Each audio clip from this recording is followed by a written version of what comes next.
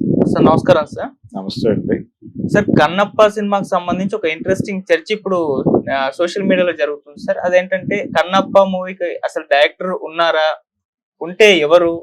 అసలు అతని గురించి ఎందుకు బయటకు రావట్లేదు? అంటే మొత్తం కూడా మంచు విష్ణు గారు సెంట్రిక్ గానే ఈ సినిమాకి సంబంధించి జరుగుతుంది. అతనే తీశారన్నట్టుగా, అతనే స్టోరీ రాశారన్నట్టుగా ప్రమోషన్ యాక్టివిటీస్ లో కూడా మొత్తం మంచు విష్ణు గారే ఉన్నారు. కానీ డైరెక్టర్ కి సంబంధించిన ఎటువంటి ఇన్ఫర్మేషన్ కూడా బయటకి రావట్లేదు. తెర మీద ఆయన కనబడటం కూడా కనబడట్లేదు. దీనికి సంబంధించి అసలు ఉన్నారా? ఉంటే ఎవరు? ఆయన గురించి ఏం చెప్తారు? అంటే మహాభారతం సీరియల్ డైరెక్ట్ చేసినటువంటి ముఖేష్ సింగ్ ని మేము అప్రోచ్ అయ్యి ఈ సినిమా డైరెక్ట్ చేయమని అడిగాము. ఆయన నేతృత్వంలోనే ఆయన టేకింగ్ చాలా అద్భుతమైనటువంటి టేకింగ్.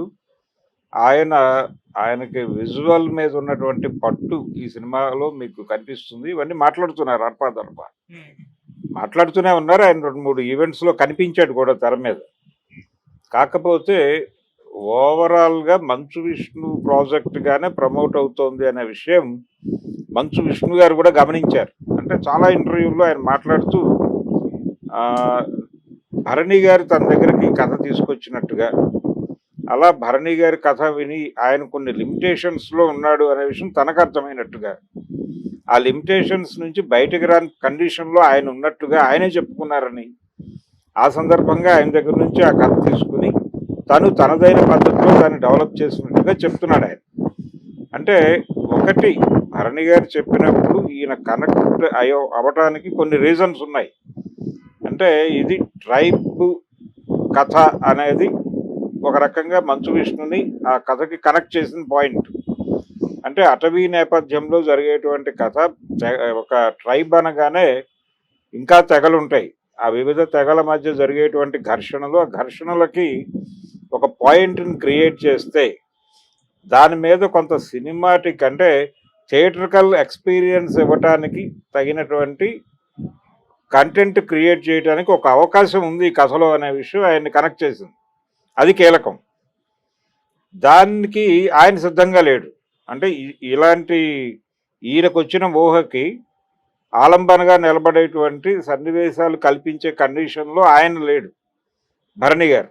అందుకని వారు తప్పుకున్నారు స్వచ్ఛందంగా సీన్లో నుంచి. ఆ తర్వాత ఈ కసరత్తులో భాగంగా ఆయన చాలామందిని, తోట ప్రసాద్ గారు లాంటి వాళ్ళని కొంతమందిని ఇన్వాల్వ్ చేసుకుని వాళ్ళ ఆధారంగా, అలాగే ఆకళ్ళ శివప్రసాద్ గారు ఇలాంటి వాళ్ళని కొంతమందిని దగ్గరికి తీసుకుని వాళ్ళ ద్వారా కొంత వర్క్ ముందుకు నడిపించాడు. తను విజువల్గా ఎలా ఉండాలి సినిమా అనేది ఒక ఊహ ఉంది అతనికి. బేసికల్గా అతనికి ఒక అభిప్రాయం ఉంది ఈ కథకు సంబంధించి. విష్ణు సెంట్రిక్గా అంటున్నారు కానీ ఈ ప్రాజెక్టు డిజైనింగ్ వెనకాల అతని కంట్రిబ్యూషన్ని మనం తక్కువ చేయాల్సిన అవసరం లేదు. అంటే దాని మీద రకరకాల మీమ్స్ అవి నడుస్తున్నాయి. కానీ ఇన్ ది సేమ్ టైం ప్యారలల్గా అతనికి ఎలా కనెక్ట్ అయింది, ఇది ఎందుకు ఈ సినిమా తీస్తున్నాడు అనేది కూడా ఆలోచించాల్సిన అవసరం ఉంది. అందులో భాగంగా ఆయన ఒక ఏరియాలో కనెక్ట్ అయ్యాడు. ప్రస్తుతం నడుస్తున్నటువంటి ట్రెండ్, అలాగే పాన్ ఇండియా మార్కెట్ని గ్రాప్ చేయడానికి చేయాల్సినటువంటి కసరత్తు, వీటన్నిటికీ ప్రస్తుతం తెలుగు సినిమా ఎదుర్కొంటున్న అన్ని సమస్యలకి ఒక పరిష్కారం ఆయనకి కన్నప్ప కథలో కనిపించింది. అది ఆ లైట్ వెలగటం అనేది చాలా గొప్ప విషయం విష్ణుకు సంబంధించి. అక్కడ వరకు అతన్ని అప్రిషియేట్ చేయొచ్చు. ఈ ప్రయత్నాన్ని ప్రజలు ఏ మేరకు ఆమోదిస్తారు, ఈ కథ తెలిసినటువంటి ప్రజలు ఆమోదిస్తారా లేదా అనేది గొడవ. ఈ ప్రాసెస్లో ఆ డైరెక్టర్ ఎవరు అనేది ఒక డిస్కషన్ వస్తుంది. అంటే సర్వం తానే ప్రచారం చేస్తున్నాడు ఈయన. అంటే తనకి అలా కనెక్ట్ అయింది, ఈ విషయాన్ని ప్రజలకి కనెక్ట్ చేయడానికి తిప్పలు పడుతున్నాడు ఆయన. ఈ పడే క్రమంలో తన గురించి తాను చెప్పుకోవటం అనేది కొంచెం ఎక్కువ అయ్యింది. ఈ ఎక్కువ అవుతున్న విషయం, దాని మీద రకరకాల చర్చలు జరుగుతున్న విషయం కూడా ఆయన దృష్టికి వెళ్ళింది. ఈ ప్రాసెస్లోనే డైరెక్టర్ని కూడా ఈయన డైరెక్ట్ చేశాడా అనే అభిప్రాయం కూడా చాలామంది మీమ్స్ రూపంలో వ్యక్తం చేస్తున్నారు. ఇది బహుశా ఆయన పట్టించుకుని ఉండకపోవచ్చు, ఎవరు ఆ ముఖేష్ సింగ్ అనేటువంటి డైరెక్టర్ గారి దృష్టికి వెళ్ళి ఉండకపోవచ్చు. కానీ ఒక ఏరియాలో ఆయన ఉపయోగపడతాడు, ఒక మార్కెట్లో ఆయన ఉపయోగపడతాడు. రేపు పొద్దున హిందీ మార్కెట్లో ఆయన పేరు చెప్పుకునే వెళ్ళాల్సి ఉంటుంది. ఆల్రెడీ ఆ ప్రయత్నం జరిగింది, అక్కడ మాట్లాడాడు ఆయన.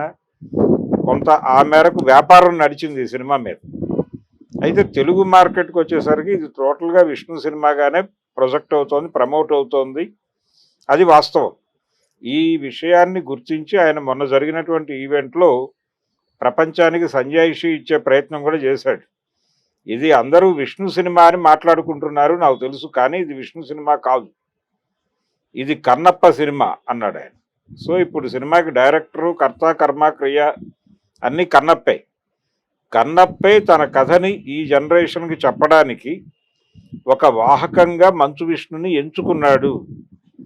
శివుడు తన భక్తుడైనటువంటి కన్నప్ప కథని ఈ ప్రపంచానికి కొత్తగా చెప్పడానికి విష్ణు అనేటువంటి ఒక ఆపరేటర్స్ని ఎంచుకున్నాడు అన్న పద్ధతిలో ప్రస్తుతం దాన్ని డ్రైవ్ చేసేటువంటి ఒక ఉద్యమం జరుగుతోంది ఆ టీం నుంచి. ఆ ఉద్యమాన్ని ముందుకు తీసుకెళ్ళడానికి చాలామంది యూనిట్ నుంచి బయటకు వచ్చి ఇంటర్వ్యూస్ ఇస్తున్నారు, మాట్లాడుతున్నారు, సినిమాని ప్రమోట్ చేయడానికి ప్రయత్నాలు చేస్తున్నారు, వస్తున్నటువంటి మీమ్స్ని అడ్డుకోవడానికి ప్రయత్నం చేస్తున్నారు. ఈ కసరత్తు అంతా జరుగుతోంది దాని చుట్టూ. అందుకని దర్శకుడు ఎవరు ఇలాంటి సందేహాలు వద్దు. ఆయనే చెప్పుకున్నట్టుగా ఇది శివుడు తీస్తున్న సినిమాగానే చూద్దాం. అంటే ఈ మధ్య సంపత్ నంది తీసినటువంటి ఒక సినిమా గురించి తమన్నా గారు మాట్లాడుతూ, ఇది శివుడు తీయించాడు ఈ సినిమా, శివుడే ఆయనతో స్క్రిప్ట్ రాయించాడు అని ఆవిడంది. ఆయన కూడా అన్నాడు అన్నమాట, పరమశివుడే నా చేత స్క్రిప్ట్ రాయించాడు, నాకు అసలు తెలియని కూడా తెలియదు ఈ కంటెంట్ అన్నాడు అతను ప్రమోషనల్ ఇంటర్వ్యూలో. కొంచెం సారూప్యత కనిపించింది. ఆ సినిమా కూడా కొంచెం వికటించింది బాక్స్ ఆఫీస్ దగ్గర. ఒక బ్యాడ్ రిజల్ట్ని నమోదు చేసిన సినిమాగా మిగిలిపోయింది అది.